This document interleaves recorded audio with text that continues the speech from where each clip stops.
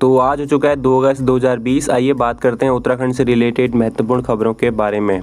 पहली अपडेट है, चीन ने लिपुलेख दर्रे के पास तैनात किए 1000 सैनिक। लद्दाख के बाद उत्तराखंड और हिमाचल से लगी शांत सीमा पर ड्रैगन की खुरापात। पूर्वी लद्दाख में हालत को उलझा रहे और बार बार वादे से पलट रहे चीन ने अब उत्तराखंड और हिमाचल प्रदेश से लगी शांत और गैर विवादित सीमा रेखा पर खुरापात शुरू कर दी है। जानकारी के मुताबिक चीन ने उत्तराखंड के लिपुलेख दर्रे से सटे अपने इलाके में एक बटालियन तैनात की है। भारत इसे गंभीरता से ले रहा है। चीन की राह पर भी नेपाल सरकार ने लिपुलेख और कालापानी को अपने नक्शे में शामिल कर उसे विवादित बना दिया है। अगली जो अपडेट है वो यहाँ पर है, 57,000 नए केस, अब तक 11 लाख हुए ठीक, 764 ने तोड़ा दम। देश में बीते 24 घंटे में रिकॉर्ड 57,118 मरीज मिले हैं। इसी के साथ कुल मरीजों का आंकड़ा 16,95,988 हो चुका है। वहीं अब तक जो है करीब 11,000 के करीब लोगों ने वहीं अब तक 11 लाख के करीब मरीज ठीक हो चुके हैं। अगली जो अपडेट है, शिक्षा मंत्री के संपर्क में अधिकारी सुरेंद्र पाल सिंह नेगी निलंबित। उत्तराखंड के जिला शिक्षा अधिकारी से अभद्रता का है आरोप। शिक्षा मंत्री अरविंद पांडे के संपर्क अधिकारी, लाइजन ऑफिसर और लोक निर्माण विभाग में सहायक इंजीनियर सुरेंद्र पाल सिंह नेगी को शासन ने निलंबित कर दिया। निलंबन के बाद उन्हें सिविल वृत्त लोक निर्माण विभाग गोपेश्वर में अटैच किया गया है। अगली जो अपडेट है, यूपी से राज्यसभा सांसद अमर सिंह का निधन। कई महीनों से थे बीमार, सिंगापुर में चल रहा था इलाज। राज्यसभा सांसद अमर सिंह का शनिवार को सिंगापुर में निधन हो गया। 64 वर्षीय सिंह का कई महीनों से सिंगापुर में इलाज चल रहा था। 2011 में उनके किडनी का ट्रांसप्लांट हुआ। वह सपा नेता मुलायम सिंह यादव के बेहद करीबी थे। अगली जो अपडेट है, भैरव घाटी में हिम तेंदुआ संरक्षण केंद्र बनेगा। 5.50 करोड़ होंगे खर्च। प्रदेश में फिलहाल 86 हिम तेंदुए होने का अनुमान। अगली जो अपडेट है, 5 साल में बनेंगे 11 लाख करोड़ रुपए के फ़ोन। आत्मनिर्भर भारत 11,000 करोड़ के अतिरिक्त निवेश का है लक्ष्य। केंद्रीय मंत्री रविशंकर प्रसाद ने बताया कि प्रोत्साहन योजना देश में 11,000 करोड़ का अतिरिक्त निवेश होगा। देश में मोबाइल और उपकरण बनने से 3 लाख लोगों को प्रत्यक्ष और 9 लाख लोगों को परोक्ष रोजगार मिलेगा। और यहाँ पे करीब जो है 31 जुलाई तक PLI योजना के लिए 22 कंपनियों ने आवेदन किया है। इनमें सैमसंग के अलावा एप्पल की आईफोन मोबाइल निर्माता ताइवानी कंपनी फॉक्सकॉन भी शामिल है। अगली अपडेट पे चलते हैं।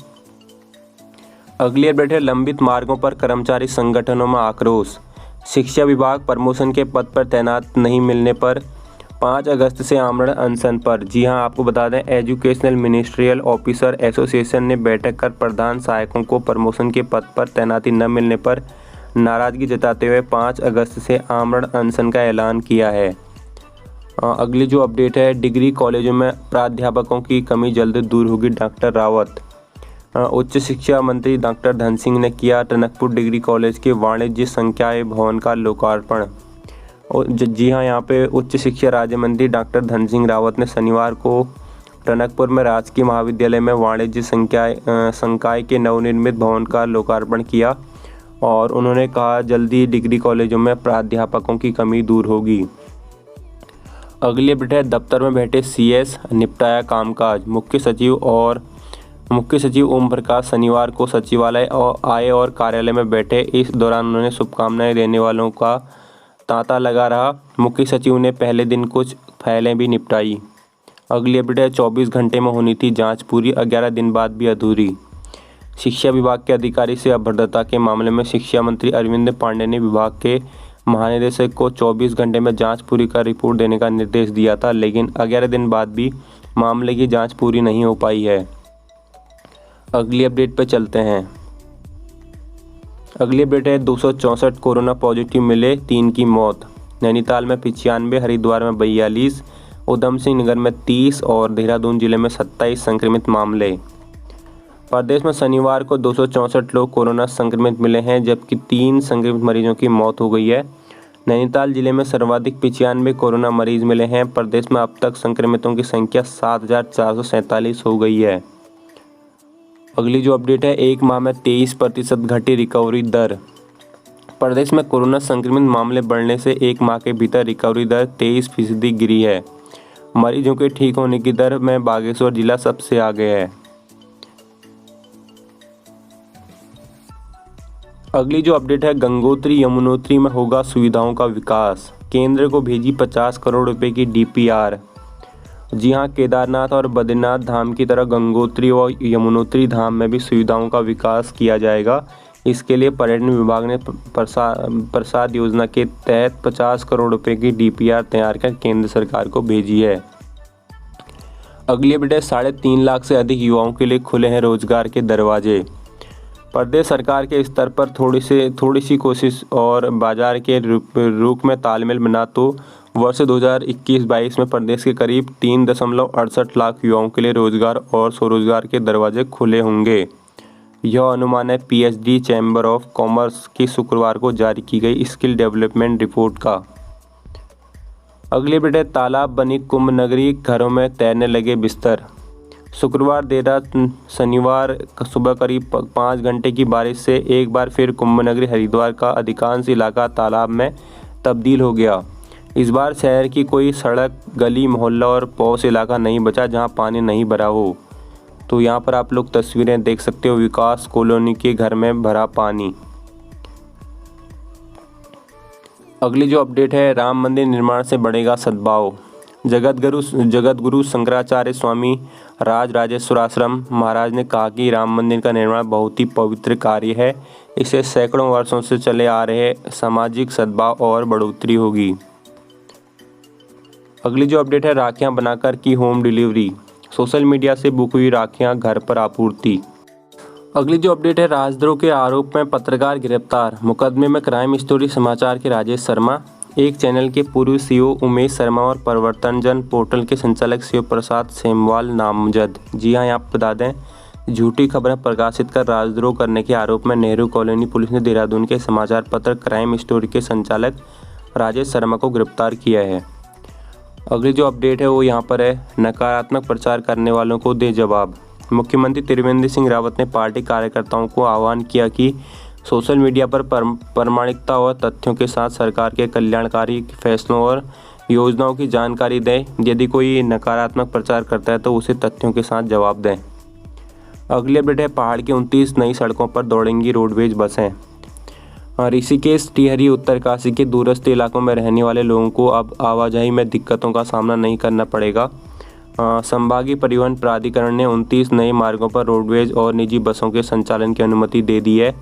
RTO DC पठाई ने बताया कि परिवहन विभाग ने परमिट जारी करने की प्रक्रिया शुरू कर दी है। अगली अपडेट, मानसून के दूसरे चरण में प्रदेश में तेज होगी बारिश। मानसून के दूसरे चरण में प्रदेश में रेन एक्टिविटीज़ बढ़ने का अनुमान है। 31 जुलाई को ख़त्म हुए पहले चरण के करीब 15% बारिश कम हुई।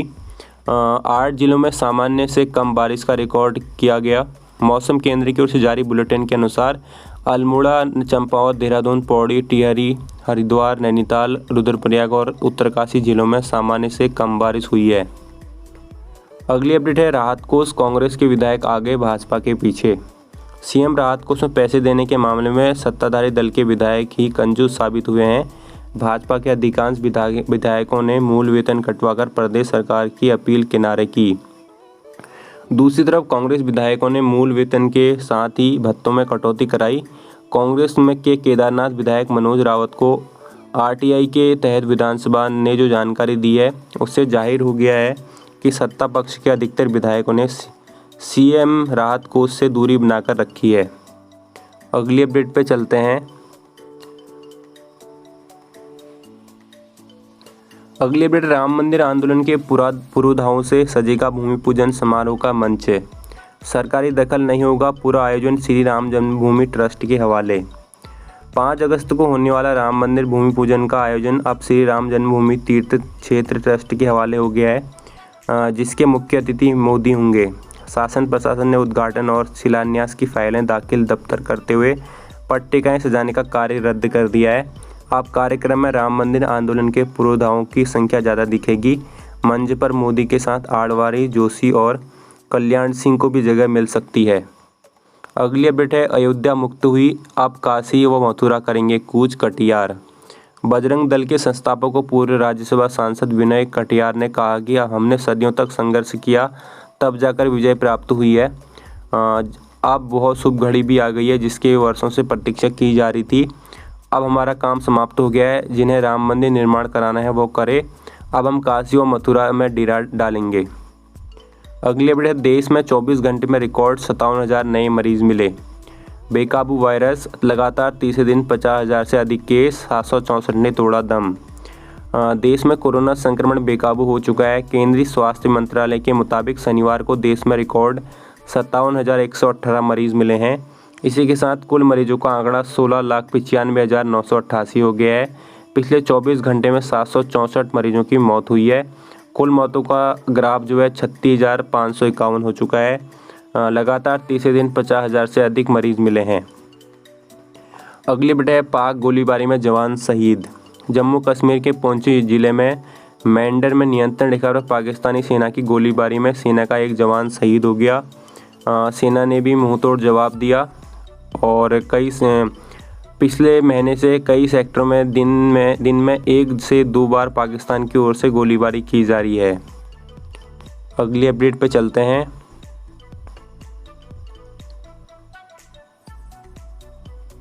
अगली अपडेट है, कांग्रेस हाईकमान माफ़ करेगा तो बागियों का करूंगा स्वागत, गहलोत। राजस्थान के सीएम अशोक गहलोत ने कहा कि अगर कांग्रेस आलाकमान बागियों को माफ़ कर देता है तो मैं भी पार्टी में उनका स्वागत करूंगा। अगली अपडेट, नई शिक्षा नीति नौकरी खोजने वाला नहीं, रोजगार देने वाला तैयार करेगी। मोदी ने स्मार्ट इंडिया हैकाथॉन 2020 के ग्रैंड फिनाले को वीडियो कॉन्फ्रेंसिंग से किया संबोधित।